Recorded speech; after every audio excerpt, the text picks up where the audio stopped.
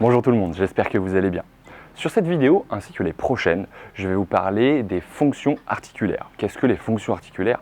Eh bien en fait, ce sont les buts de nos articulations, leurs fonctions. Est-ce qu'elles sont mobiles ou est-ce qu'elles sont stables? Il n'y a que ces deux possibilités. Pourquoi ce genre de vidéo et pourquoi tu vas continuer à regarder cette vidéo? Eh bien en fait, c'est en comprenant pourquoi, comment elles fonctionnent et également comment on les résout qu'on va comprendre bien pourquoi on a des douleurs. Pourquoi je ne performe pas à ce mouvement, pourquoi je n'arrive pas à maintenir ma barre au-dessus de la tête ou pourquoi je ne descends pas suffisamment sur mon squat.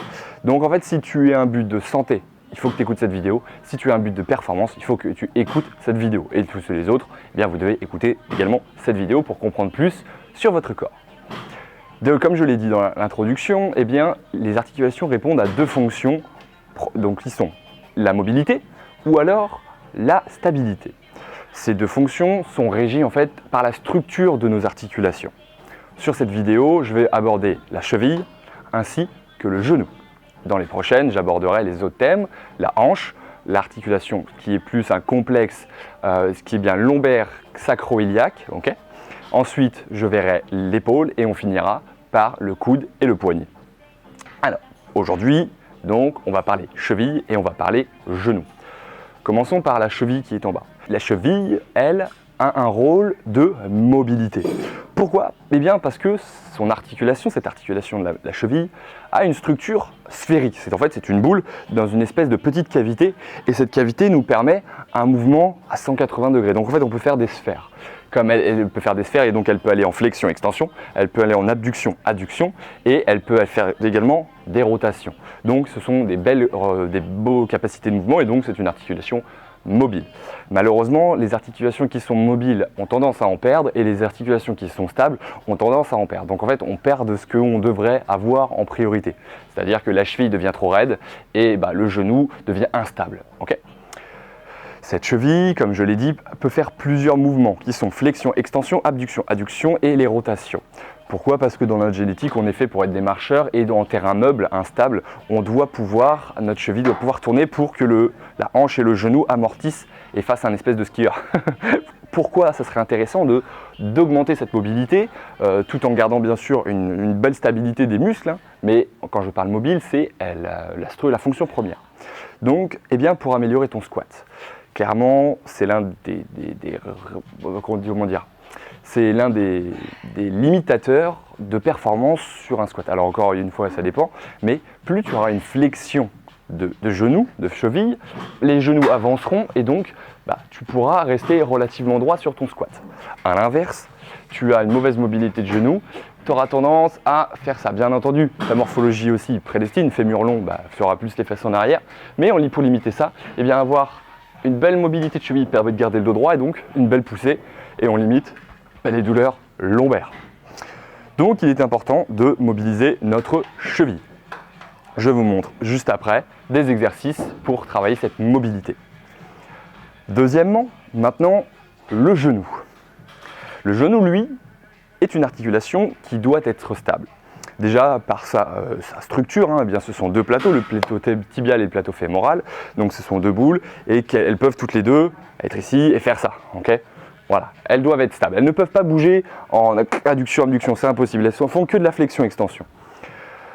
Malheureusement, eh bien, on a tendance à perdre de cette stabilité et à avoir des douleurs. Quelle est la première cause? Eh bien, une atrophie musculaire, un manque de force en tout cas au niveau des quadriceps, des ischio-jambiers, et bien de toutes les autres jonctions que l'on a au niveau du genou. Ça peut être les muscles du mollet par exemple, ou bien le quadriceps ischio-adducteur, tout ce qui s'attache réellement sur notre genou.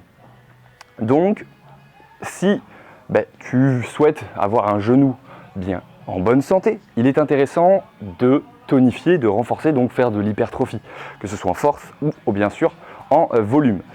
Donc, travaille au maximum la résistance, la force de ton quadriceps. Pourquoi? Eh bien, clairement, si tu te blesses, si jamais ton articulation devient instable, tu as beaucoup plus de chances de te faire les ligaments croisés ou alors de te péter un ligament collatéral.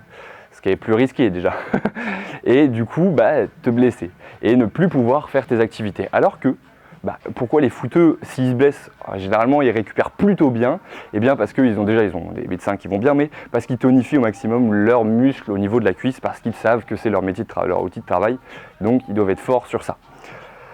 c'est vraiment indispensable d'augmenter notre tonus musculaire parce qu'avec l'âge également, on en perd. Donc, quoi qu'il arrive, tu dois pouvoir augmenter ta capacité musculaire au niveau du genou, donc tous les muscles qui s'attachent sur le genou.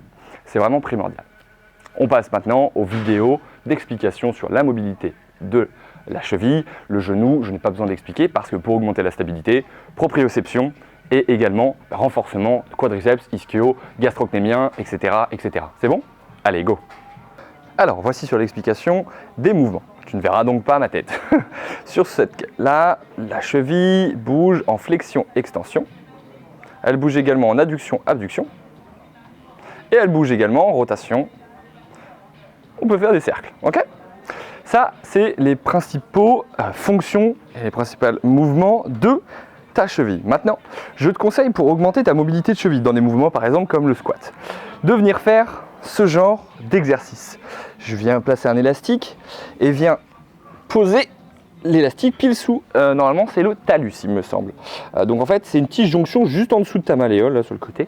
Tu viens juste le poser là. Ce qui va faire en fait, c'est que ton tibia va légèrement reculer par rapport à ta cheville. Elle sera là et ton tibia va être là. Et là, avec l'élastique, ça va reculer un petit peu, ça va libérer de la place, ça va donc augmenter ta mobilité de cheville.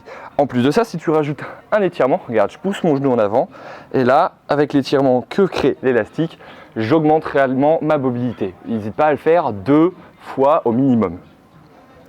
Hop, on remobilise, c'est pas un étirement non plus passif, mais on laisse agir l'élastique. Si tu peux, également mettre une petite plateforme au-delà pour soulever légèrement la pointe de pied. Je vais mettre ma chaussure comme léger élévation et là je pousse et j'ai une meilleure sensation parce que je surcompense la hauteur. Et on revient. Ça, c'est l'exercice pour la cheville.